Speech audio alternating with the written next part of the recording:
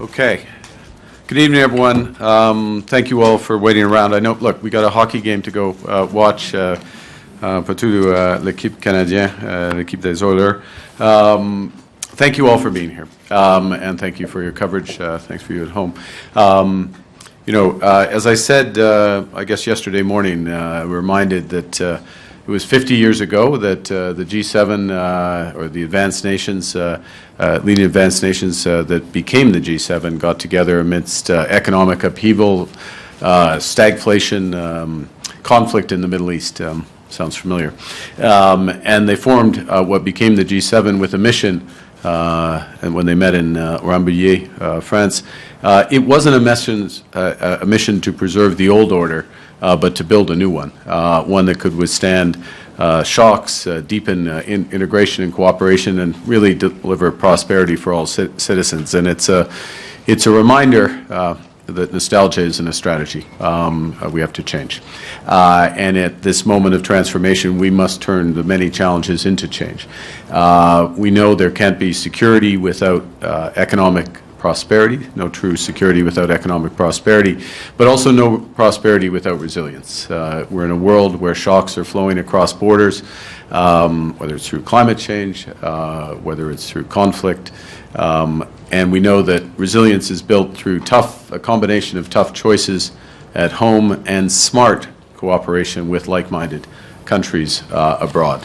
And that, in a small way, but building from that, is part of the objective of these meetings. This G7 is to begin to build that new era of cooperation, one that promotes long-term resilience over short-term efficiency. Now, le progrès réalisé à Kananaskis ne marque pas la fin de notre travail, mais plutôt son commencement. J'ai eu des échanges pendant les 2 derniers jours, des échanges productifs avec 21 dirigeants de tous les continents. Over the past few days, Canada has worked with our G7 partners to determine where we can cooperate, build resilience and lasting prosperity. And that's the approach that Canada is taking as we negotiate a new economic and security partnership with the United States. And as I've stressed repeatedly, we will take all the time necessary to do that, but no more. And yesterday, President Trump and I agreed to continue to pursue those negotiations, intensify them towards a deal within the coming 30 days. And so the President and I, as well as our respective cabinet ministers and officials, will remain in close contact in the coming days to deliver on that timeline. Over the past days, also met with global leaders who will help determine what is success in the new global system that will emerge over time. And underpinning each of those discussions was, I stress, Canada's readiness to work to create new international partnerships to promote a world that's more secure, prosperous, just, and free. We're looking to deepen alliances with stable democracies who share our interests, our values, our principles, and who look to lead. We look to lead with many of the resources, including human resources and human capital, that the world wants and the values to which so many aspire. And it's those values of freedom, of democracy, and of justice that are behind Canada's unwavering support for a secure, a free and sovereign Ukraine. And this morning I shared with President Zelensky and G7 partners what Canada is doing moving forward in multiple respects with measures to support Ukraine in its struggle in Russia's unjustified and barbaric war. With our international partners, we're launching a major new package of sanctions on individuals, on companies, on vessels, the Shadow Fleet, to exert maximum pressure on Russia. We're also sending over $2 billion in funding for drones, ammunition, armored vehicles to help Ukrainians defend their territory, as well as a $2.3 billion loan to help rebuild the infrastructure in that country. And I take a moment to reiterate our condolences given the barbarism witnessed overnight in Kyiv caused by Russia. G7 leaders also reiterated our commitment to the pursuit of peace and stability in the Middle East. Made clear that Iran is the principal source of regional instability and terror. And we've been consistently clear that Iran can never have a nuclear weapon. We urge that the resolution of the Iranian crisis leads to a broader de-escalation of hostilities, including a ceasefire in Gaza. Tout au long de ce sommet, nous avons également rassemblé des pays autour des défis et des opportunités les plus urgents de notre époque. Ce sont des domaines qui exigent une coopération internationale et dans lesquels le Canada est bien placé pour jouer un rôle de chef de file.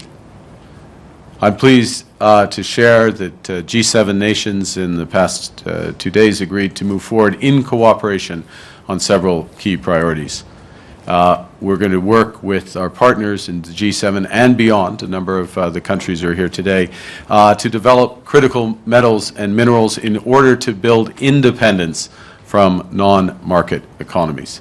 And to that end, we will create a critical minerals production alliance, a G7-led strategic initiative to stockpile and develop critical minerals needed for defense and technology, including a range from germanium, gallium, graphite, rare earths.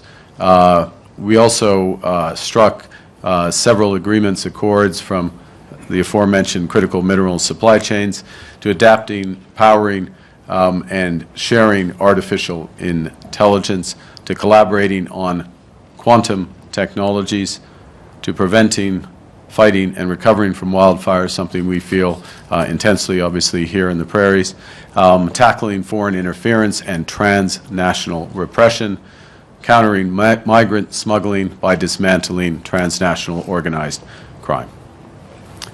Next week, we will shift from addressing threats to economic security to addressing threats and addressing issues with respect to global defense and security at the NATO summit and at the Canada-EU summit. We recognize that our leadership will be defined not just by the strength of our values, but the value of our strength. And with that, why don't I take the opportunity to, again, thank you all and open it up for questions. Merci beaucoup. Je suis prêt à vos questions. Nous allons maintenant procéder à la conférence de presse. We'll now proceed to the press conference. Format will be as follows. One question, one follow-up. Format sera... Excuse-moi, juste une question. Le format sera une question par journaliste. First question, première question. Bonjour, M. Carney. Fanny Olivier de Radio-Canada. Bonjour. Quel était le problème avec la position américaine qui a empêché la signature d'une déclaration commune sur l'Ukraine? Aucun problème. Il n'y avait aucun problème. Il y avait une déclaration qui est au sein de ma sommaire du président du G7. Mais il y a ça existe. Il y avait pour le moment hier soir parce que il y avait des événements tragiques intenses au Moyen-Orient et à ce moment-là, c'était dans un sens plus important d'avoir une déclaration du G7 en ce qui concerne la situation iranienne. Mais il y a, ça existe maintenant, il y a des phrases dans ma déclaration qui indiquent, j'en ai la version, je crois, en français. Je peux le chercher, je peux le lire. Mais c'est pas signé par les États-Unis, M. Carney? Oh non, les dirigeants du G7 ont exprimé le soutien aux efforts du président Trump en faveur de tout cela. Ça, c'est une déclaration du G7. Nous sommes tout d'accord avec cette déclaration. Point final. C'est correct. Bonjour, M. Carney. Mélanie Marquis de la presse. Oui. Qu'est-ce que le départ du président Trump a changé au sommet? Et par extension, qu'est-ce que ça dit sur le G7, le fait que M. Trump préfère aller gérer la crise au Moyen-Orient dans la Situation Room plutôt qu'avec ses partenaires? C'est difficile de gérer une crise militaire c'est exceptionnel ici à Kananaskis, en Alberta, mais dans cette situation grave, une situation militaire, une situation très fluide, très volatile, c'était l'opinion de M. Trump que ça vaut mieux d'être à Washington. Et je comprends absolument sa décision. Et, c'est correct. C'est une situation exceptionnelle à ce moment-ci. Hein. OK. Bonjour, Émilie Bergeron, la presse canadienne. Monsieur Carney, je sais que vous venez de dire que vous mentionnez l'Ukraine dans votre déclaration en tant que président du sommet, mais il y a eu des négociations pour avoir une déclaration conjointe entièrement dédiée à la guerre en Ukraine et ça n'a pas eu lieu. Les États-Unis, de ce qu'on a entendu, n'ont pas signé. Alors, qu'est-ce que ça dit sur l'unité au sein du G7? Rien. Pourquoi? Parce que c'est la déclaration dont le résumé de la présidente. Mais je ne parle pas de ça. J'étais là, madame. J'étais là. Je suis la présidente. C'est moi la présidente. J'étais là avec Monsieur le Président Trump. Nous avons discuté chaque mot dans cette résumé. We just get you on English on the lack of a Mon Dieu. Okay. it's just because just to be clear in English. The joint statement specifically on Ukraine. The joint statement specifically on Ukraine. It's in your presidential statement or your chair statement, but it is not signed by the 7 leaders. Why is that the case? What happened with the United States? As I said in French, rien, nothing. Okay? This was discussed by all 7 leaders. Well, it's more than 7 because we have the presidents of the European Commission and the presidents of the European Council last night at dinner. These exact words, and they're in my chair's summary. We had, as I said in French, we had a declaration given the exceptional and fast-moving situation in Iran. We concentrated on that, and it's a specific one. I held this for my chair's summary. I honestly, look, there would be, if you want a nuance or if you want a sense, there would be things that some of us, Canada included, would say above and beyond what was said in the chair's summary. But the recognition of the importance of the initiative of President Trump to achieve a lasting peace, absolutely agreed. That we are resolute in pursuing all options to maximize pressure on Russia, including financial sanctions. Agreed. That we recognize that Ukraine alone has committed to an unconditional ceasefire. Agreed. And that we all agreed that Russia must do the same. I appreciate the detail in that. I'm going to ask you my question now, if you don't mind. Mike, look. Yeah, I thought that wasn't your question. I know, but you asked me just for the. This was the equivalent of en anglais. For those who follow Canadian press. I would call it en anglais plus, but I appreciate that. In your meeting with Prime Minister Modi, I wanted to ask you, what did you say to him about the murder of Canadian Sikh activist Hardeep Singh Nijjar? We have had a discussion, the Prime Minister and I, about the importance of having the law enforcement to law enforcement dialogue, which is not just dialogue, cooperation directly. The importance of addressing transnational repression, as I noted, including when we met, and obviously there is a judicial process that's underway, and I need to be careful about further commentary. En français, nous avons eu une discussion en ce qui concerne la coopération qui continue de l'enforcement de la loi, la lutte contre la répression transnationale.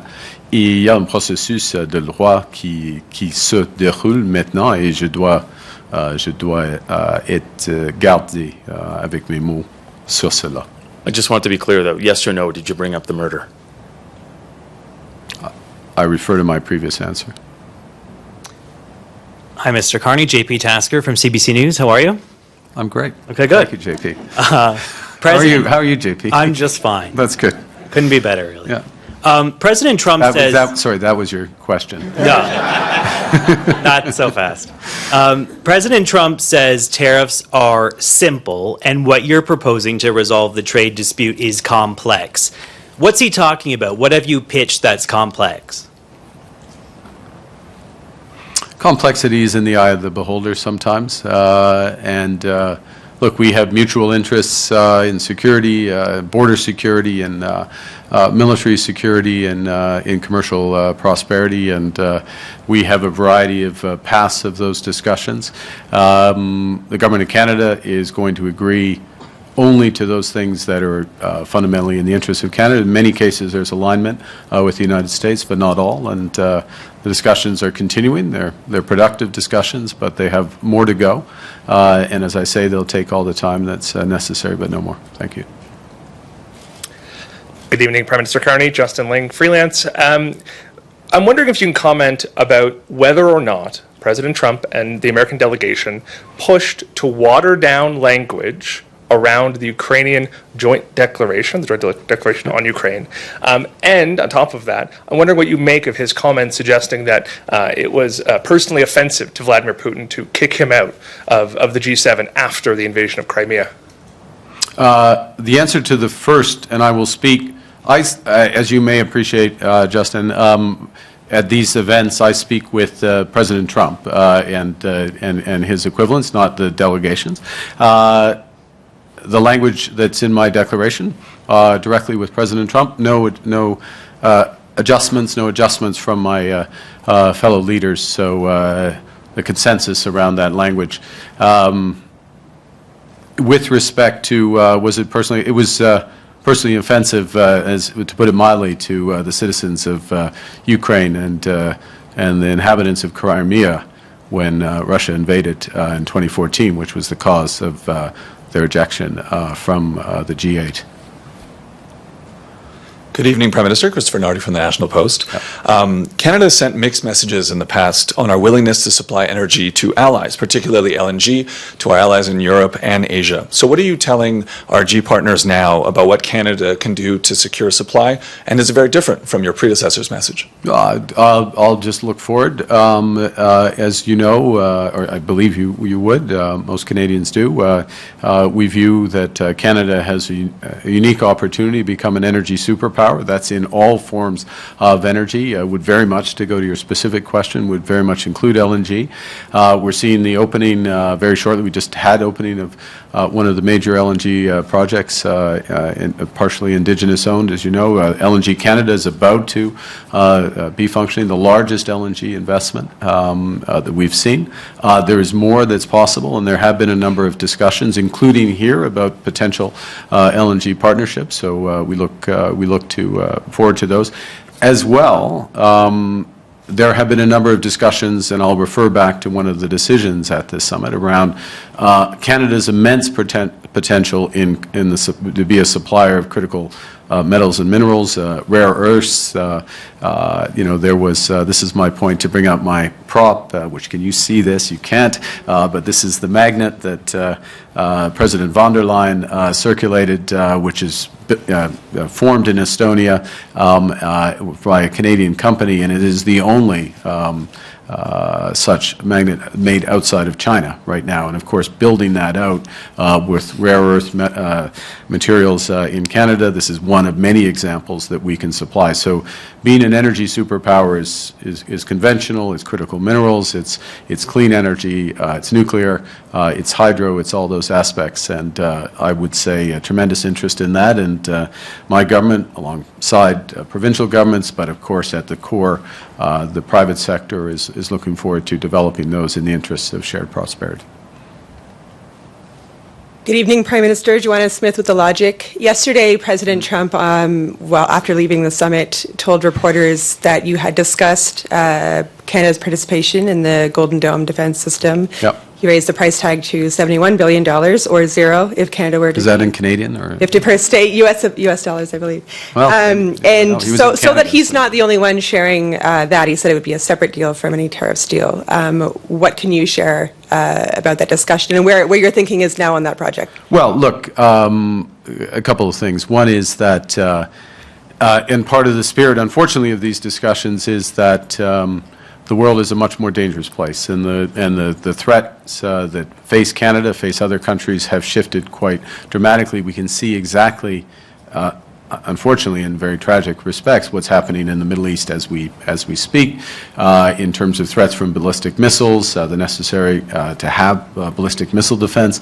Canada, our geography is less and less of a shield, of a natural shield in those respects. Russia is an aggressor. Other hostile states are in prospect, terrorist organizations as well. We need to protect ourselves. That's part of the reason why, well, those are the reasons why we've started with the over-the-horizon radar scheme with the Arctic, which is one component of a broader protection that needs to be put in place.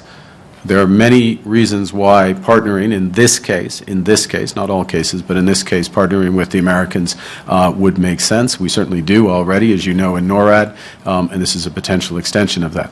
But these are live, ongoing discussions, we'll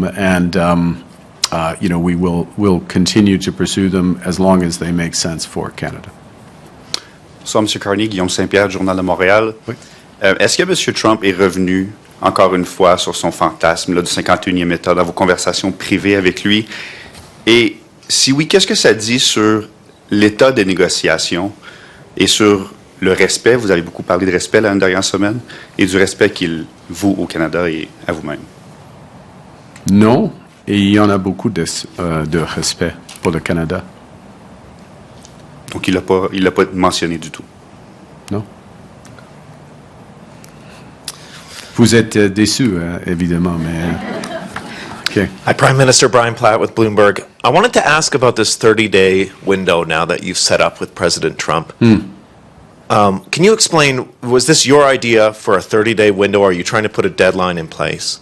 And is retaliation still, do you move to retaliation if this 30 days expires without a deal? What's the rationale here, and what happens if you don't get to a deal? Well, look, there are many aspects of the relationship with the United States, and many of your good questions have touched on them, from security, border security, commercial, financial, otherwise. We don't want to, with respect to the specifics around specific tariffs, there's a certain amount of information that's necessary. There's certain decisions that can be taken given that information, given the relative perspectives, and quite often in negotiations, having a form of deadline is helpful to concentrate the mind, and that can be the case here. The teams are working well. There's exchange of information, exchange of ideas, and having that focus will be helpful. What was the second part of your question? Retaliation. You have not retaliated to the doubling of steel and aluminum. No, we have not yet. We retain the flexibility in order to do so, and we are looking, but I will say one thing which is related to that, which is we are looking very actively about the risks from third-party or third-country flows of steel, and mainly steel, but possibly aluminum, into Canada. And the need to provide protections from that. So we're looking at the modalities and ways of doing that, and we're very alive to that. That's the first. We're also, of course, looking to provide liquidity and other support to the firm. So, look, we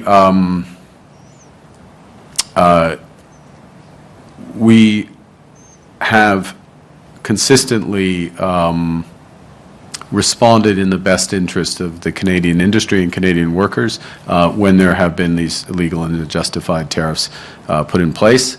We do so in a way tailored to each situation.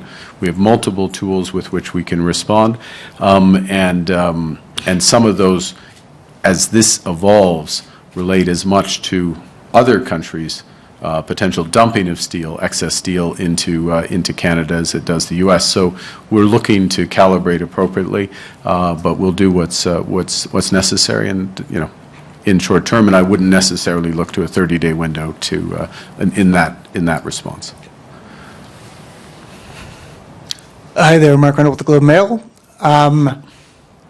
On the 30 days, are we expecting to see a full deal announced in 30 days, a blueprint of a deal? And has Donald Trump ever given you any indication that he is willing to remove all tariffs on Canadian goods, as the Canadian delegation and yourself have requested? Well, it's a negotiation, so that's our position. At present, the United States may have a slightly different position, but we'll pursue one that is in the best interests of certainly Canada and aligned with U.S. interests. Thanks. A blueprint versus a full deal? On verra. We'll see. Look, it's we have a full deal. It's called the USMCA. Kuzma here. Last question. Yeah. Good evening, Prime Minister. My name is Gaurav Sawant. I work for India Today in Delhi. Your meeting with Prime Minister Narendra Modi, how would you describe that? And what are concrete steps that you and the Prime Minister of India discussed to take this relationship forward, that it reaches its true potential, sir? Well, I think several things, if I may say. I would say the meeting, the fact of the meeting, let me say a few things. First, just in terms of Prime Minister Modi's attendance at the G7. Prime Minister Modi has attended every G7 since 2018. That is a reflection of the size of the Indian economy, the dynamism of the Indian economy, Indian technology, the leadership position India plays in a host of venues from G20 and beyond. So as chair of the G7, hosting the Prime Minister in that context is entirely natural, entirely consistent. I fully expect the Prime Minister of India will be in attendance at the G7 next year, for example, in France.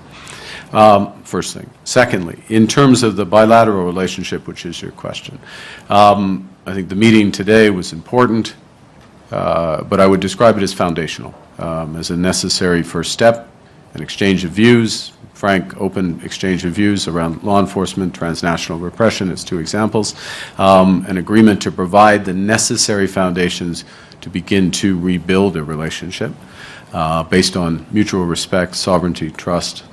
And that begins with what was agreed, you asked for concrete, which is that we will move to appoint high commissioners again. And let me just finish by putting that in context, which is there are very deep ties of people and businesses between Canada and India. It's well known. It's part of your point about where the relationship could go. And they are not served at present by consular services, in effect, certainly by high commissioners. And it's necessary to have that level of service as a basis on which to build out, again, in the context of respect for sovereignty, and to begin to realize the potential of the relationship, and we will, we're both committed to work towards that. But there's a lot of work that will need to be done. Okay, thank you very much.